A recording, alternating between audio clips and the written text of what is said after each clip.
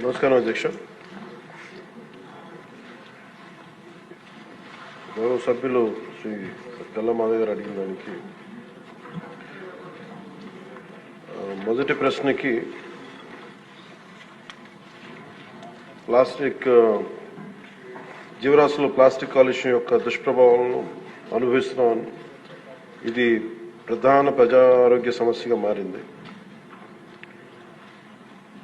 Plastic కాలుష్యం తగ్గించడానికి కానీ దాని సమస్య వివరాలు ఏమిటని చెప్పడానికి బిఎన్సికి ఆంధ్రప్రదేశ్ ప్రభుత్వం environment, forest and science and technology department రాష్ట్రం మొత్తం మీద ఒక్కసారి మాత్రమే వినియోగించే ప్లాస్టిక్ వాడకాన్ని నిషేధిస్తూ ఉత్తర్వులు జారీ చేస్తుంది.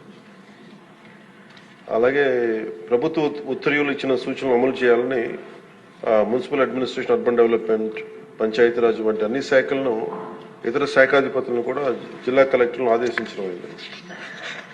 ఒక్కసారి మాత్రం వినియోగించే ప్లాస్టిక్ వస్తువుల విక్రయాలను అరికట్టేందుకు తనిఖీలు నిర్వహించడానికి జిల్లా స్థాయి టాస్క్ ఫోర్స్ కమిటీలను ఏర్పాటు చేయాలని కలెక్టర్స్కి డైరెక్షన్స్ ఇవ్వడం జరిగింది. ప్రభుత్వ నిబద్ధతను ప్రదర్శించే ఉద్దేశంతో రాష్ట్ర ప్రభుత్వం సచివాలయం మొత్తం ప్లాస్టిక్ రహిత జోన్గా ప్రకటించింది. ఈ ప్లాస్టిక్ సీసాలకు బదులుగా గాజు సీసాల్లో తాగునీటిని సరఫరా చేయడానికి ప్రత్యామ్నాయ ఏర్పాట్లు చేయడం. అలాగే ఆంధ్రప్రదేశ్ కాలుష్య నియంత్రణ మండలి వేరు చేయబడిన ప్లాస్టిక్ వ్యర్థాలను ప్రత్యామ్నాయ ఇంధన వనరుగా, ఆల్టర్నేటివ్ ఫ్యూల్ రిసోర్స్ గా ఉపయోగించేందుకు 8 సిమెంట్ కోక్ ప్రాసెసింగ్ ప్లాంట్లకు 46 ప్లాస్టిక్ వ్యర్థ రీసైక్లర్స్ అనుమతించింది. ఏపీ పొల్యూషన్ కంట్రోల్ బోర్డు ద్వారా ఆంధ్రప్రదేశ్ ప్రభుత్వం ఒకేసారి మాత్రం వినియోగించే సింగిల్ యూజ్ ప్లాస్టిక్లు బదులుగా పర్యావరణ అనుకూల ప్రత్యామ్నాయాల వినియోగాన్ని ప్రోత్సహించాలని భాగస్వామ్య శాఖలన్నింటినీ ఆదేశించింది. అలాగే రాష్ట్ర ప్రభుత్వం సర్క్యులర్ ఎకానమీ కార్యక్రమాల్లో భాగంగా రాష్ట్రంలో ప్రాంతాల వారీగా సర్క్యులర్ ఎకానమీ పార్క్స్ ని ఏర్పాటు చేయాలని ప్రతిపాదించింది. అందులో ప్లాస్టిక్ రీసైక్లింగ్ యూనిట్లు కూడా ప్రోత్సహించడం అయింది. అలాగే ఫిక్స్డ్ క్యాపిటల్ పై 75% వరకు ఒక్కసారి మాత్రమే వినియోగించే ప్లాస్టిక్ అదనపు ప్రోత్సాహకాలు అందించడం ద్వారా ప్రత్యామ్నాయ బయోడిగ్రేడబుల్ వస్తువుల్ని తయారు చేసే పరిశ్రమల్ని ప్రోత్సహించడం అవుతుంది. పౌరుల్లో అవగాహన కల్పించడం దీంట్లో చాలా కీలకమైన అంశం అధ్యక్ష. ప్రభుత్వ విధానాన్ని అమలు చేయడంలో పౌరులు కూడా చాలా క్రియాశీలక పాత్ర వహించాలి.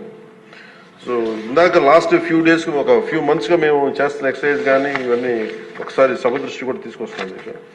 ఉదాహరణకి మీరు ఫ్లెక్సీస్ ఎందుకు ప్రభుత్వం తరఫు నుంచి అన్ని చేయగలుగుతున్నాం, కానీ దీంట్లో పౌరులు ఒక బలమైన భాగస్వామ్యం తీసుకోకపోతే మటుకు ఇది ముందుకు తీసుకెళ్ళడం చాలా అది మనం ఎంతసేపు ఆదేశాలు ఇస్తున్నాం కానీ కింద దాకా ఎందుకు ఆ పొల్యూషన్ సింగిల్ యూజ్ ప్లాస్టిక్ ఎందుకు ఎందుకు దాన్ని ఇంప్లిమెంట్ చేయలేకపోతున్నానికి ఇది మనందరికి కూడా ఒకసారి ముఖ్యంగా పొలిటికల్ పార్టీస్ కానీ ఈ ఫ్లెక్సీస్ వల్ల ఏం జరుగుతుందంటే అధ్యక్ష, ఇది ఒక ప్లాస్టిక్ మన అందరి దైనందిన డే టు డే జీవితంలో చాలా అంతర్భాగం అయిపోయింది.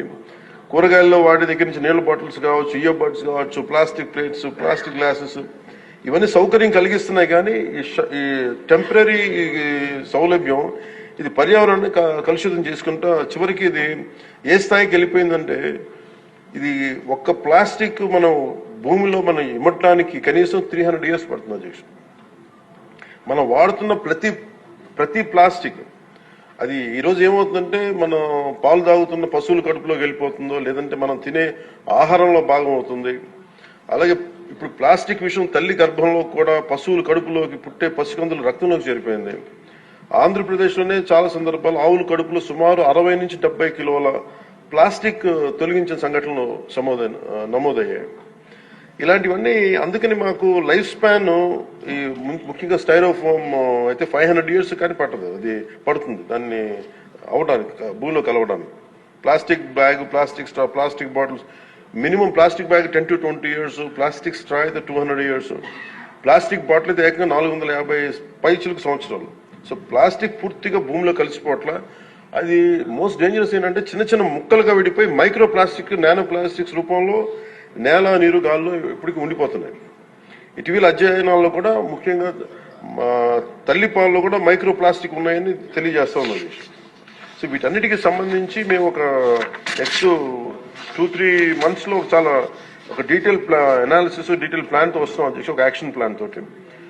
అది మీకు తెలియజేస్తాం. ఇప్పుడు ఉదాహరణకి పంచాయతీ ద్వారా మేము ఏం చేస్తామంటే స్వచ్ఛందం అనే కార్యక్రమం పెట్టాం. ఈ ఏవైతే ప్లాస్టిక్ వ్యర్థాల నుంచి నిత్యావసర వస్తువులు పొందుతా ఉన్నారు, ఇది ఒక అవగాహన పెంచుతున్నాం. ఈ చెత్తను సేకరించి అలవాటుని పెంపొందింపజేస్తున్నాం.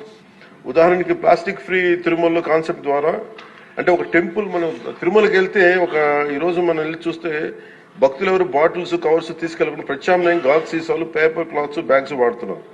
సో లక్షలాది భక్తులు క్రమశిక్షణతో ఈ నియమాన్ని పాటిస్తా ఉన్నారు. సో మన రోజువారీ జీవితంలో ప్లాస్టిక్ ప్రత్యామ్నాయంగా చెరుకు పిప్పి, తాటాకులు కానీ, వెదురు ఇట్లాంటి ఇత్యాది బయోడిగ్రేడబుల్ తోటి సేమ్ ఇదే తయారు చేసుకోవచ్చు. సో ప్లాస్టిక్ ని నిరోధించాలంటే ముందుగా మూలాలపై దృష్టి సారించాలి. దానికి ప్రత్యామ్నాయ పరిశ్రమలకి సర్క్యులర్ ఎకానమీ పెద్దపీటలు వేయాలి. సో ఆ దిశగా గౌరవ ముఖ్యమంత్రి గారు కూడా వాటిని ముందుకు తీసుకెళ్తారు ఈ పథకాల ద్వారా. అలాగే పర్యావరణ పరిరక్షణ మా సహకారాన్ని అందిస్తా ఉన్నాం. దీన్ని అందరం సద్వినియోగం చేసుకోవాలి. కానీ దీన్ని ప్రజలు కీలకమైన భాగస్వామ్యం ప్రజల్లోనే ఉంది. అలాగే ప్రత్యేక ప్రోత్సాహాలు విస్తృతంగా అమలు చేయడం ద్వారా పారిశ్రామిక వర్గాలను ఆకర్షించాలి. అప్పుడు ప్రజల ఆలోచన విధానం కూడా మార్పు అవసరం. ముందుగా మనకి యాజ్ ఎమ్మెల్యేస్ గా కానీ, గౌరవ ప్రతినిధులుగా కానీ, ఇది మనందరం ఒకసారి మీ దృష్టి ద్వారా అందరికీ గౌరవ సభ్యులందరూ తెలియజేస్తాం.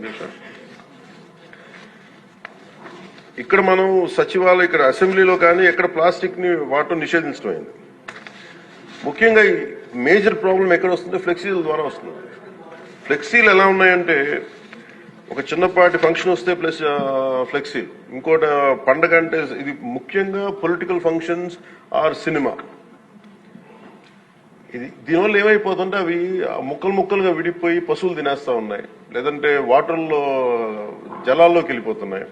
ఇది ఒక పెద్ద ఇష్యూ అయిపోయింది. అందుకని మీ ద్వారా గౌరవ శాసనసభ్యులకు కూడా ముందు గౌరవ ప్రజాప్రతినిధులు కనుక నిజంగా కొంత పాటించగలిగితే, అంటే ఫ్లెక్సీలు కూడా బయోడిగ్రేడబుల్, ఒకసారి ఫ్లెక్సీల్ని గత ప్రభుత్వం కూడా బ్యాన్ చేయడానికి ప్రయత్నం చేసింది. అది ఒక ఎంప్లాయ్మెంట్ ఇష్యూ అవుతుంది. చాలా మంది దాని మీద ఆధారపడిన వ్యక్తులు